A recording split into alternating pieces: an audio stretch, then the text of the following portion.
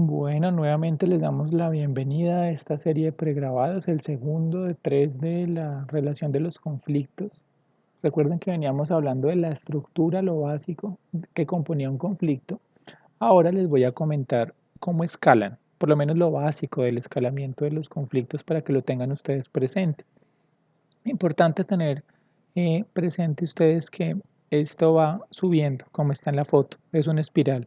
Les decía yo, siempre el conflicto tiende a ir aumentando y no crean que hay un techo fácil. Los seres humanos hemos demostrado que podemos subir en el espiral del conflicto hasta la agresión y la eliminación mutua. Entonces esto tiene, digamos que la muerte es el techo máximo que tendría y con las capacidades que tenemos actuales, la extinción de la especie, porque tenemos capacidad de extinguirnos todos y hasta ahí nos llegó el uso de la tecnología, a darnos cuenta de la extinción de la especie como posibilidad.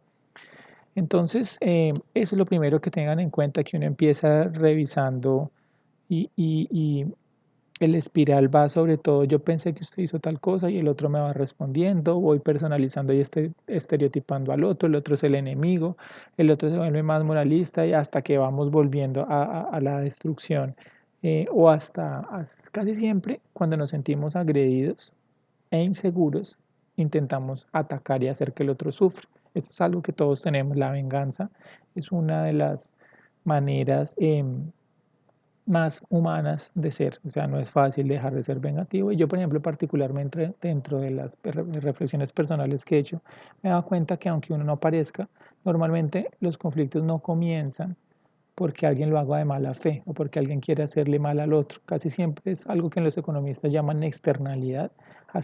Son cosas que pasan y consecuencias que tienen mis actos sobre los demás, pero que yo no estoy pensando que en el sufrimiento del otro, pero que igual se lo hago. En ese sentido, el otro que recibe ese sufrimiento, el otro que sí lo sufre, él sí va a querer hacerme daño a mí específicamente. Así yo no lo haya querido y no me haya dado cuenta. La otra persona cuando sufrió el acto, él sí iba a pensar que yo lo hice de aposta y él sí iba a querer vengarse. Entonces, en el comienzo los conflictos no tienen, bueno, dentro de mi experiencia, no tienen realmente una culpa, pero el que lo recibe, al vengarse, ahí sí. Y cuando ya me lo hace a mí y yo se lo devuelvo, ya la cosa se vuelve una espiral. Entonces uno tiene que ser consciente de los comportamientos que tiene y cómo uno está afectando al otro así no se dé cuenta, porque no por ser ingenuo, al otro no le deja de doler. Por eso es importante entonces atender y a mirar cómo van escalando. ¿Cómo hacemos que escalan? Es la herramienta de prevención principal. Entonces lo primero que hay que revisar es que los conflictos se dan. Hay muchas maneras de clasificarlos, pero una de las más sencillas es por hecho, ¿cierto? Las personas pelean porque es algo. Esto es una mesa. El otro dice, sí, ¿qué es mesa? Entonces llega una de cuatro patas y me dice, no, pero hay mesas de tres patas. Otro me dice, no, hay una mesa de una pata. Entonces, el qué es, aunque sea obvio, podría generar conflictos. ¿Cómo lo puede resolver? Pues trayendo un experto en mesas, carpintero, por ejemplo. Las mesas de madera se hacen de esta y esta manera. Tienden a medir esto y esto por ergonomía y esas son las dimensiones. Pero claro, usted puede hacer la mesa de otra manera. Si usted quiere, si yo veo esta mesa, le digo, vea esta mesa dentro del estándar que hicimos los carpinteros, se llama de esta manera, tiene este tipo de madera y se usa para estas cosas. ¿Sí? Esa es una manera. ¿Por qué pelean también la gente? Por los métodos, es decir, cómo se hace para hacer algo, cuál es el proceso que yo tengo que llegar para lograr un objetivo. Ustedes, por ejemplo, en una estrategia de ventas, ¿cuál es el proceso de mercadeo para llegarle? ¿Es el voz a voz o es redes sociales? ¿O cuál va a ser la estrategia para llegarle al cliente? ¿O le mando un correo electrónico? ¿O los llamo? ¿O les doy un buen servicio? ¿Cierto? O en política, pues estrategias para lograr que las personas satisfagan las necesidades también son muchas.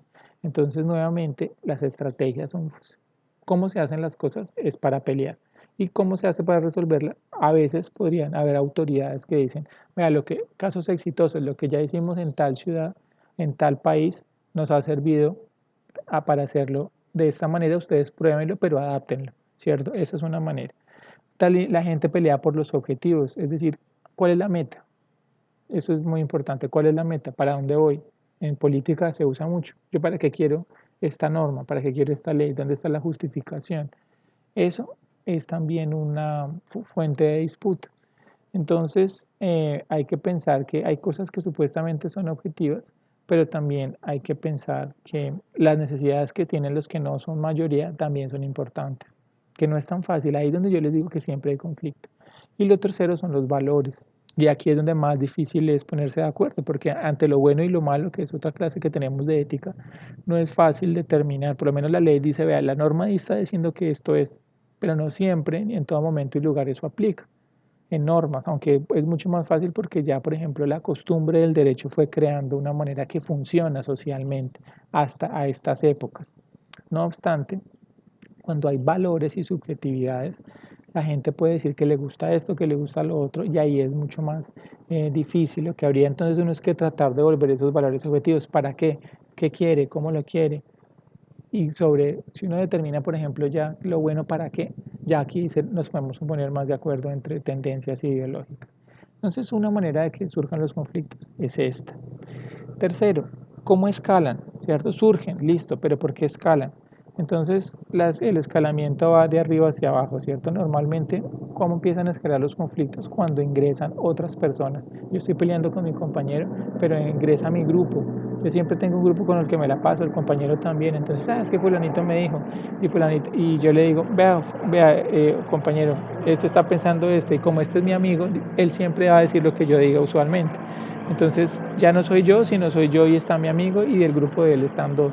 Entonces comienzan armándose el grupo, ¿cierto? Y sobre todo echándole la culpa a la otra persona.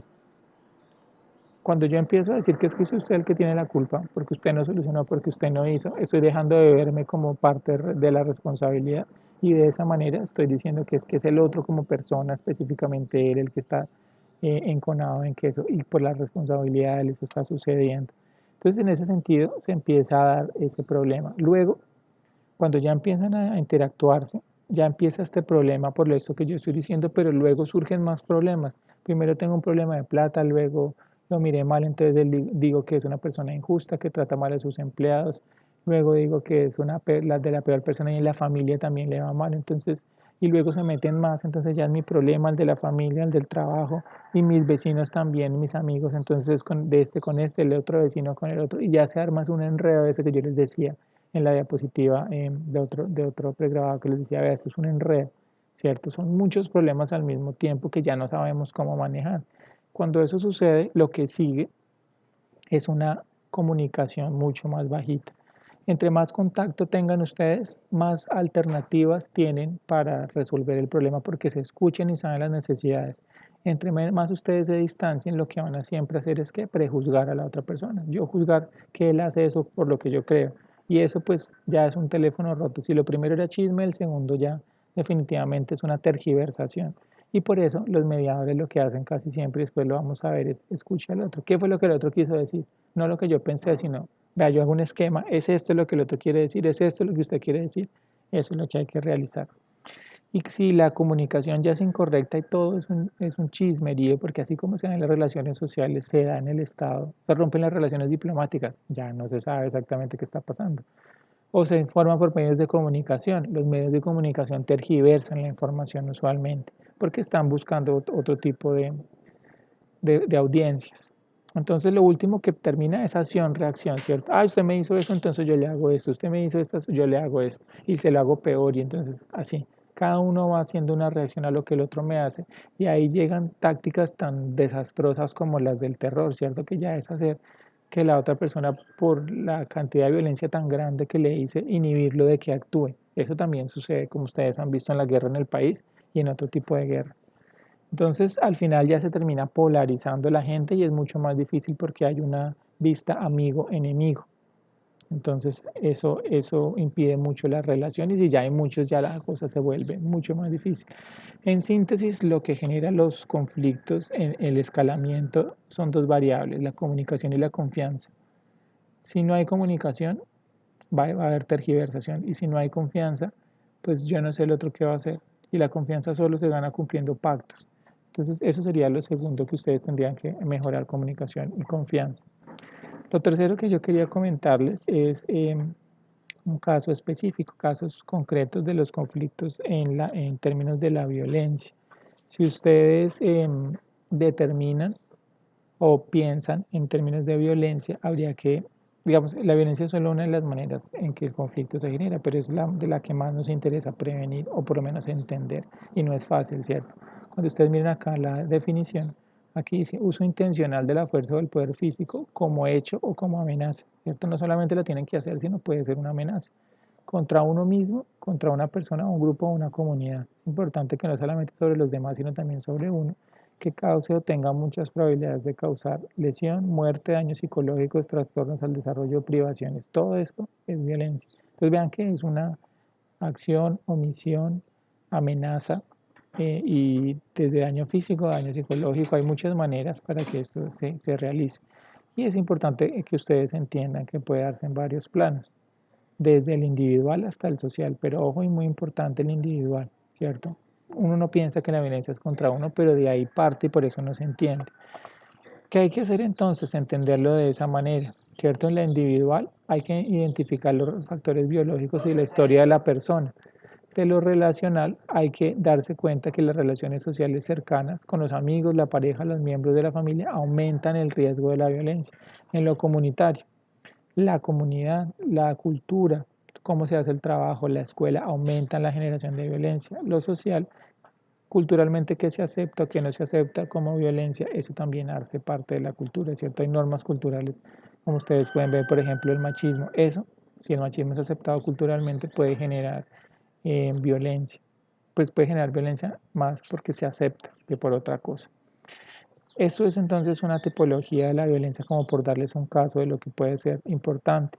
En lo individual pueden haber comportamientos suicidas o autolesiones. Todo este tipo de cosas generan violencia. Y la violencia, como veían en la gráfica, puede ser física, sexual, psíquica o por privaciones, por no hacer nada. Se puede dar contra menores, pareja o ancianos. En la comunidad contra los mismos de mi comunidad, contra los extraños. En lo colectivo puede ser social, política o económica. Aquí hay más cosas, social, política o económica. Este es el nivel más grande de la violencia. En síntesis, y para ir cerrando un poco, el conflicto es un proceso, se puede mediar y lo que nosotros vamos a ver es analizar cómo puede funcionar, cómo puede mediar, cómo qué tanta comunicación y conciencia vamos a proveer y en el tercer pregrabado lo que vamos a hacer es determinar cómo se prevén los conflictos. Entonces eso es todo y espero que vamos allá aumentando nuestro conocimiento y que ustedes puedan más adelante en las tareas que tenemos poder intervenir y analizarlo bien para después hacer una buena intervención. Los dejo por ahora, nos vemos en un próximo pregrabado.